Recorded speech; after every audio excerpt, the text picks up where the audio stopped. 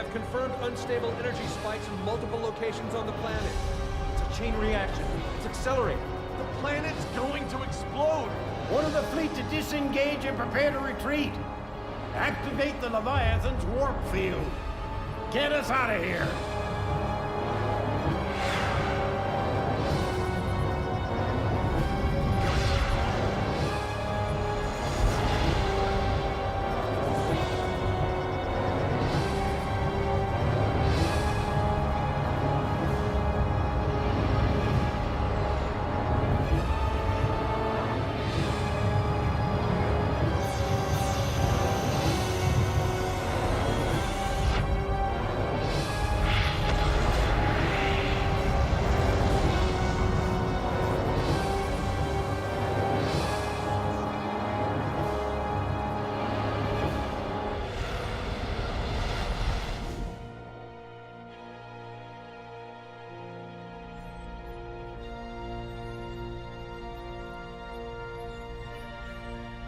Damage reports coming in. We've lost 37% of the fleet. Half of the surviving ships are reporting heavy casualties. Sir, we've confirmed the wormhole has disappeared. All the Leviathans are gone. The crisis is over.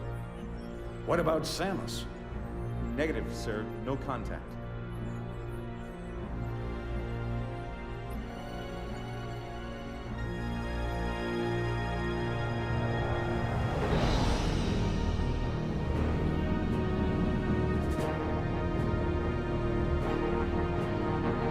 Sir, we're receiving a transmission from Samus's ship.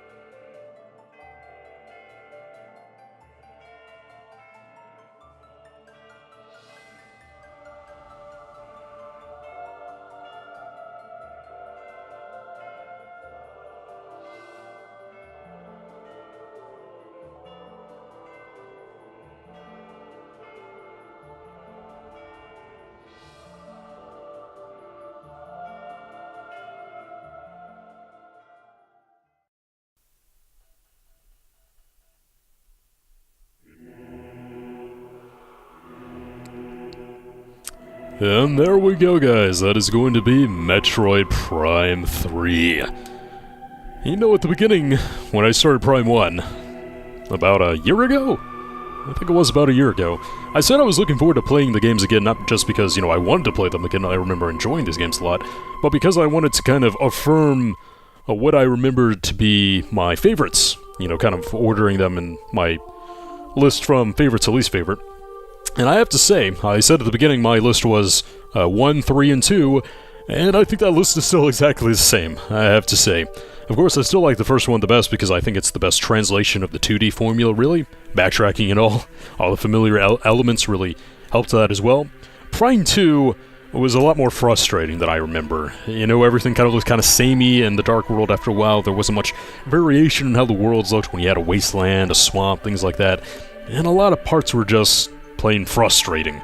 Like, some of the bosses were a little overdone, in my opinion. You know, I was on Veteran, but still, a 30-minute boss battle like the Emperor Aang? No thanks. But Prime 3, even though this is probably the most controversial of the Prime games, I did end up liking it more than Prime 2. I remember being a fan of the more cinematic and kind of story-based elements, but I didn't remember that at its core, it's still a really good Metroid game too. A lot of the worlds were more layered than I thought. It wasn't as linear as I remember. That's kind of the first complaint you get for Prime 3 whenever you bring it up, is that, oh, it's too linear. And yeah, you know what's more linear than Prime 1, but I'd say it's about the same as Prime 2 as far as linearity is concerned. Sure, you don't have one giant interconnected world, and everything is a bit more separate, but those worlds in and of themselves that we have here in Prime 3 are pretty big. I mean, Elysia and the space-powered homeworld did get pretty confusing, and there are core areas there when they weren't branching off into other ones. Has ended. However, in the vast regions of space, this victory is just a twinkle of a star, spreading the light of hope through the darkness. I didn't remember that there was a bit of voice acting right there, so I guess that's the hint that, you know, maybe there is a Prime 4. Oh, what am I saying? There is a Prime 4. Ha! So it's going to be interesting to see where Prime 4 kind of fits in my favorite order right there. But now you guys know. And as for Prime 3, I freaking loved it. I had a hard time kind of tearing myself away from this game. It was really just when I had other obligations with work that I wasn't really able to make the upload schedule. So I highly recommend this one, man.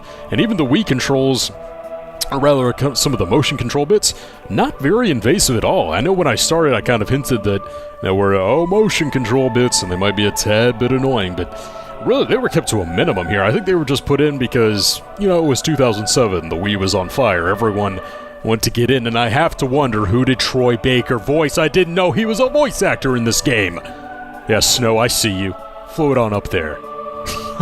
No, really, was he Commander Dane? Oh, he had to be Dane Gore or Brundis, I think. I'm gonna look that up. I didn't know he was a voice in this game. That's awesome. Yeah, he's been like Joker and some Batman stuff. Of course, Snow, Final Fantasy 13.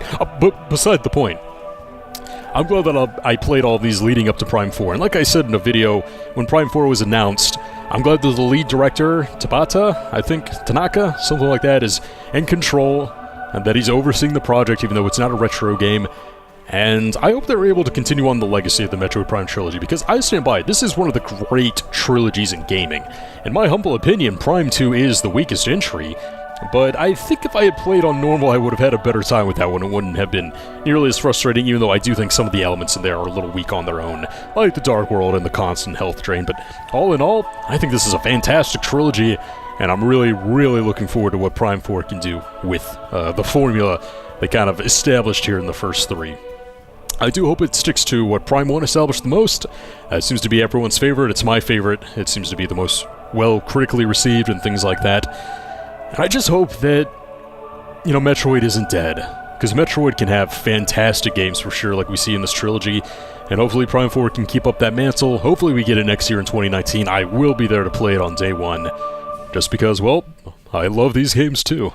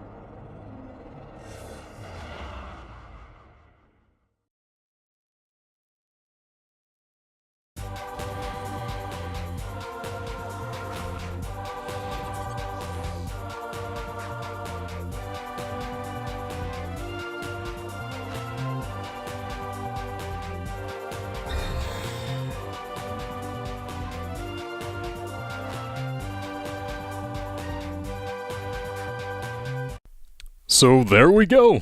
I did it. I played every 3D game in the series. I had a great time doing it too, so I'm just really feeling very good going into Prime 4. I'm sure glad there wasn't another 3D game that was released after Corruption, that wasn't handled by Retro, and that was hugely controversial, that made a lot of people really, really angry, and some people even a little bit happy. Oh yeah. Right. Is it possible to be really looking forward to something and really dreading it at the same time? I guess we'll see. Eventually.